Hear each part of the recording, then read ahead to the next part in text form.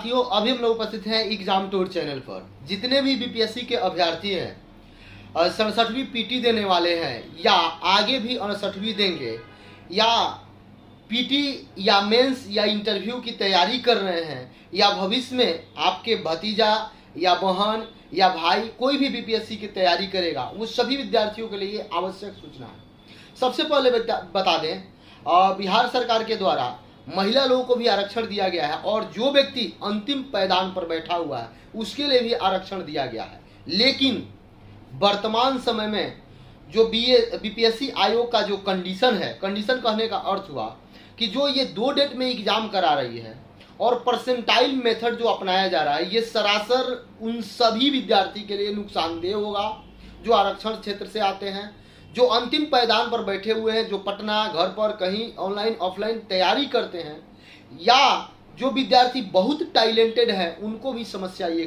खड़ा करेगा। कैसे करेगा, इस बात को समझने का प्रयास कीजिएगा और जानने का आप कोशिश कीजिएगा। किसी तरीक़ा से आपको ये जानकारी होना चाहिए कि जो ये परसेंटाइल मेथड है या जो 2 डेट में एग्जाम लिया जाएगा, उसमें क्या क्या आपके साथ हो सकता है, आपके साथ क्या गलत होगा, इस बात को समझिए।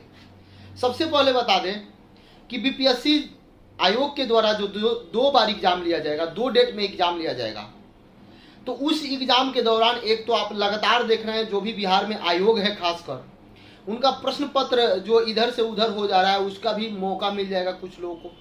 दूसरी बात यह है कि जब आप बच्चे लोगों का एडमिट कार्ड दीजिएगा, इस तरीक़ा से थोड़े आप दीजिएगा कि इसमें इतना बच्चे आरक्षण वाले जा रहे हैं, इसमें बिना आरक्षण वाले इतना % जा रहे हैं।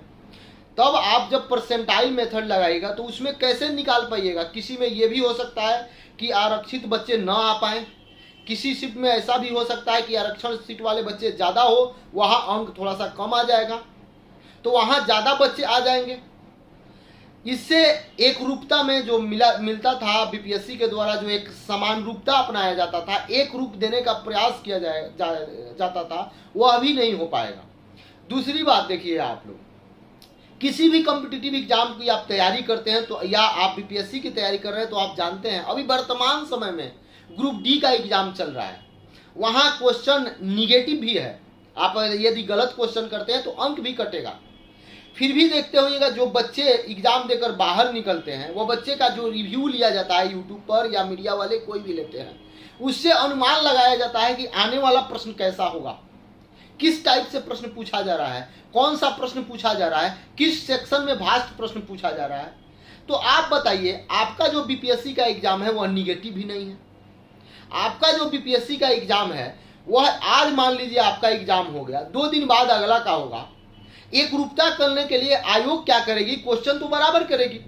ये नहीं है कि क्वेश्चन सेम डालेगी, लेकिन टॉपिक सेम रहेगा, चैप्टर सेम रहेगा, प्रश्न पूछने का पैटर्न सेम रहेगा। 30 घंटा किसी विद्यार्थी को मिल जाए तो वह 150 प्रश्न को 5 से 10 अंक जरूर एक्स्ट्रा लाएगा। यानी जिस भी विद्यार्थी का अगला दिन जो एग्जाम होगा, इस दिन वाले विद्यार्थी से उसका जरूर 2-4 अंक बढ़ जाएगा, क्योंकि वह 30 घंटा पहले मालूम चल जाएगा कि आज बीपीएससी करंट अफेयर किस टाइप से प्रश्न पूछी, आज बीपीएससी का साइंस का लेवल क्या था, आज बीपीएससी का मैथ का लेवल क्या था, आज बीपीएससी हिस्ट्री में कहाँ से प्रश्न पूछा। तो ये एक तरीका से उस विद्यार्थी के साथ, जो विद्यार्थी रात दिन मेहनत करते हैं, उस विद्यार्थी के साथ जो अंतिम पायदान पर है, उसके लिए ये नुकसानदेह है।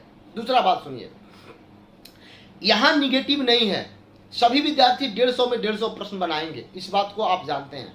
किसी भी कॉम्पिटिटिव एग्जाम में अब परसेंटाइल मेथड लगाया जाता है, तो हम मैथ्स रीजनिंग में आप जज कर सकते हैं कि ये प्रश्न भास्ट है, ये प्रश्न लो है, इस प्रश्न का बनाने का तरीका ऐसा होता है। लेकिन आप जीएस में क्या कहिएगा। मान लीजिए मुझे जीएस में जो आप सबसे भास्ट प्रश्न सेट किए आपके अनुसार, वह मुझे याद है, तो मेरे लिए तो आसान हो गया। जो सबसे लो आप प्रश्न सेट किए कि चुनाव आयोग बिहार के कौन है, मुझे नहीं याद है, तो मेरे लिए तो वो भास्ट हो गया। जीएस में आप कैसे एक रूपता फिक्स कीजिएगा, जीएस में आप कैसे परसेंटाइल लगाइएगा, यहाँ निगेटिव भी नहीं है। चलिए ये सब बात मान लिए, आप लोग बड़े अधिकारी हैं, बड़े बड़े माइंड वाले हैं, फिर भी कहाँ सोच रखते हैं कि विद्यार्थी के साथ कभी न्याय नहीं हो पाता है। एक बात और सुनिए सभी विद्यार्थी, जो विद्यार्थी ये सोच रहे हैं कि हमें इससे लाभ हो जाएगा या एग्जाम हो जाए, एक बार की नहीं है। जिसका तैयारी बहुत ज़बरदस्त है, जो यूपीएससी लेवल की तैयारी करते हैं, जो बीपीएससी लेवल की तैयारी करते हैं, अगर 1.5 घंटा 2 घंटा उनका एग्जाम में के समय दिमाग थोड़ा सा प्रेजेंट ऑफ माइंड काम नहीं किया, 1-2 प्रश्न गलत कर दिए, तो वहां तो उनका परसेंटाइल नीचे चला जाएगा। जो विद्यार्थी निगेटिव नहीं होने के कारण ज्यादा अटेम्प्ट कर दिया, 150 में 150 बना दिया, उसका भी परसेंटाइल नीचे जाएगा। ये सबको देखते हुए और ध्यान में रखते हुए और सारा प्रक्रिया, एक तो आरक्षण का फुलफिल नहीं हो पाएगा, महिला आरक्षण है उसको भी फुलफिल आयोग नहीं कर पाएगी। दूसरा बात है क्वेश्चन का जो लेवल होगा, आप देख सकते हैं 67वीं बीपीएससी जो हुआ था, आपका एग्जाम जो कैंसिल कराया गया था, और बहुत दिन बाद, 1-2 दिन बाद नहीं, कुछ दिन बाद सीडीपीओ का एग्जाम हुआ था। जो विद्यार्थी सीडीपीओ और 67वीं दिए होंगे, आप जानते होंगे कि 10 प्रश्न का अंतर हो जा रहा था।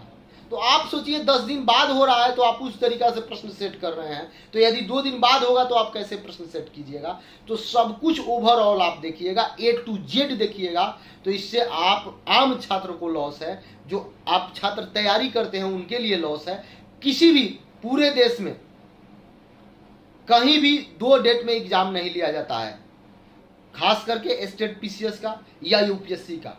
आप एक तरफ बोल रहे हैं कि मेरा बिहार तरक्की कर रहा है, लेकिन आपके पास 4 लाख विद्यार्थी, 6 लाख तो फर्म है, 4 लाख उपस्थित होंगे, 6 लाख के 6 लाख मैं मान लेता हूं, लेकिन उतना एग्जाम लेने का व्यवस्था आपके पास नहीं है। ये तो सोचने वाली बात है कि आज हम लोग 2022 में जी रहे हैं, लेकिन 1947 से भी पीछे जा रहे हैं कि 4 लाख 5 लाख विद्यार्थी का एग्जाम कराना है तो 5 डेट 10 डेट में लेंगे। ये कभी भी बीपीएससी विद्यार्थी के लिए सही नहीं है। यदि इसमें आपका भी कोई सुझाव हो तो आप जरूर कमेंट बॉक्स में कमेंट करेंगे। और एक बात बता दें, जो विद्यार्थी परसेंटाइल मेथड को नहीं समझ पा रहे हैं, इसके लिए बीपीएससी मेरे द्वारा एक वीडियो डाला गया है, आप बीपीएससी का प्लेलिस्ट में है, आप उसे देख लें और उसमें भी आप कमेंट बॉक्स में कमेंट कर सकते हैं। एग्जाम टूर चैनल है, इसे जरूर सब्सक्राइब करें, ये आपका चैनल है, आपके लिए सुबह से लेकर रात तक ये काम किया जाता है। यदि इसके बावजूद भी कोई सुझाव हो तो जरूर दें। जय हिंद, जय भारत।